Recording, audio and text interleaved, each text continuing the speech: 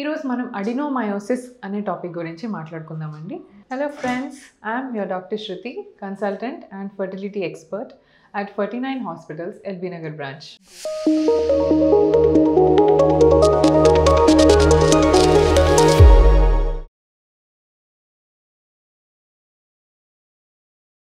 Adenomyosis అంటే females గర్భసంచిలో వచ్చిన ఒక కండిషన్. సో ఇది ఏంటి అంటే నార్మల్గా గర్భసంచి టు 9 months బేబీని క్యారీ చేసే ఆ 9 months వరకు ఎక్స్పాండ్ అయ్యే కెపాసిటీ యూట్రస్కి ఉంటుందన్నమాట.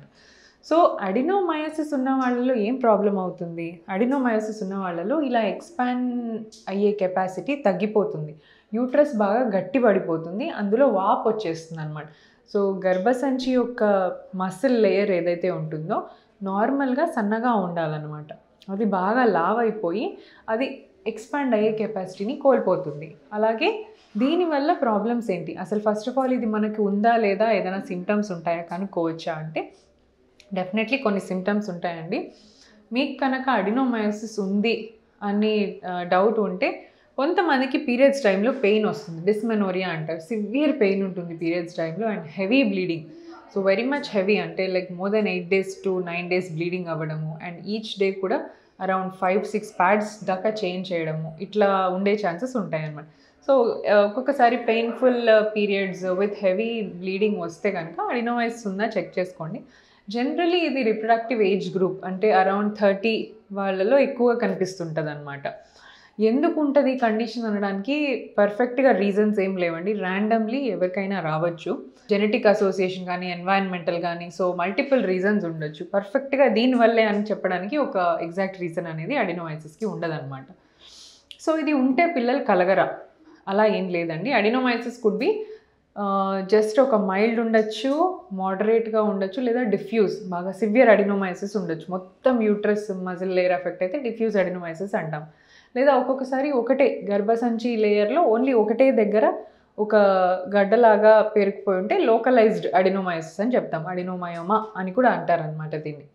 సో ఇలా అడినోమయోమా ఉంటే ఒక్కొక్కసారి సర్జికల్ ఆప్షన్స్ ఉంటాయి దానికి. సైజ్ బాగా 4 centimeters కంటే పెద్దగా ఉండడం అట్లా ఉంటే మన గర్భసంచి లోపలికి బాగా పుష్ చేస్తుంది, బేబీకి కరెక్ట్గా ప్లేస్ సరిపోవట్లేదు అన్నప్పుడు అది సర్జికల్గా తీసేసుకోవచ్చు. ఈ through out the uterine wall ఉన్నప్పుడు ఏంటంటే దీనికి సిమ్టమ్స్ తగ్గడానికి మనకి చాలా మెడిసిన్స్ ఉంటాయి. మెడిసిన్స్ కూడా మనం తీసుకొని సిమ్టమ్స్ తగ్గించుకోవచ్చు. బట్ ఫస్ట్ ఏంటంటే immediately as soon as possible pregnancy plan చేసుకోవాలి. ఎందుకంటే వీళ్ళకి రిపీటెడ్గా ఇంప్లాంటేషన్లు అవ్వకపోవచ్చు, ఇంప్లాంటేషన్ ఫెయిల్యూర్ అవ్వచ్చు, లేదా అబార్షన్స్ అయ్యే ఛాన్స్ ఉన్నాయి, రికరెంట్ ప్రెగ్నెన్సీ లాస్ అయ్యే ఛాన్స్ ఉంటుంది. అండ్ ఇంకొకసారి ఏంటంటే సెకండ్ ట్రైమిస్టర్, అంటే ప్రెగ్నెన్సీ 5వ నెల 6వ నెల వచ్చిన తర్వాత కూడా ఎక్స్పాండబుల్ కెపాసిటీ ఎక్కువ లేదు కాబట్టి 5 నెలల వరకు పెరిగి అక్కడ అబార్షన్ అయ్యే ఛాన్స్ ఉంటుంది అన్నమాట.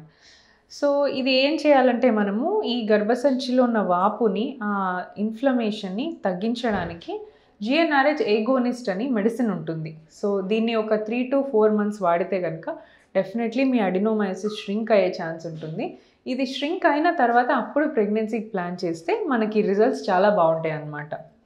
IVFలో కానీ ఏ రకమైన ట్రీట్మెంట్ తీసుకున్నా కూడా after 3 to 4 months of GnRH agonist treatment మీరు ప్రెగ్నెన్సీ ప్లాన్ చేసుకుంటే గర్భసంచిలో మంచిగా ఇంప్లాంట్ అయ్యే ఛాన్స్ ఉంటుంది. చాలా స్టడీస్ జరిగాయి దీని మీద. ఈ లూప్రైడ్ ఇంజెక్షన్ అంటారు అనమాట దీన్ని. ఈ లూప్రైడ్ ఇంజెక్షన్ 3 to 4 cycles తీసుకున్న తర్వాత మంచిగా క్లినికల్ ప్రెగ్నెన్సీ రేట్ చాలా ఇంప్రూవ్ అయింది ఆఫ్టర్ దట్. సో ఇంప్లాంటేషన్స్ రికరెంట్గా ఫెయిల్ అవుతూ ఉండొచ్చు. అండ్ ఈ పెయిన్కి ఏంటంటే మీరు నార్మల్ NSAID కానీ, అంటే మెఫ్టాల్ కానీ ఇలాంటి ట్యాబ్లెట్స్తో మేనేజ్ చేయొచ్చు. బట్ ఫస్ట్ ప్రెగ్నెన్సీ రావడం అనేది చాలా ఇంపార్టెంట్ అనమాట. సో ఈ అడినోమయోసిస్లో మెయిన్గా గర్భసంచి బాగా గట్టిపడి గర్భసంచి లైనింగ్ని పెరగకుండా చేస్తుంది. గర్భసంచి లైనింగ్ అనేది ఫ్రీగా పెరగాలి, ఒక 10 mm దాకా 12 mm దాకా పెరగచ్చు. బట్ ఈ లైనింగ్ని పెరగనివ్వకుండా గట్టి పడడం వల్ల లైనింగ్ పెరగదు, అట్లనే నేరోగా ఉండిపోతుంది. దానివల్ల కూడా ఎంబ్రియో ట్రాన్స్ఫర్స్లో ఒక్కొక్కసారి ఫెయిల్ అయ్యే ఛాన్స్ ఉంటుందన్నమాట. సో అడినోమయోసిస్ అనే కండిషన్ ఉంటే భయపడాల్సిన అవసరం లేదండి. It can be treated. కొంచెం నార్మల్ వాళ్ళతో కంపేర్ చేస్తే little lower success rate, but మీరు ప్రాపర్ మెడికేషన్ తీసుకున్న తర్వాత ప్లాన్ చేసుకుంటే you have equal clinical pregnancy rates అండి. Thank you so much.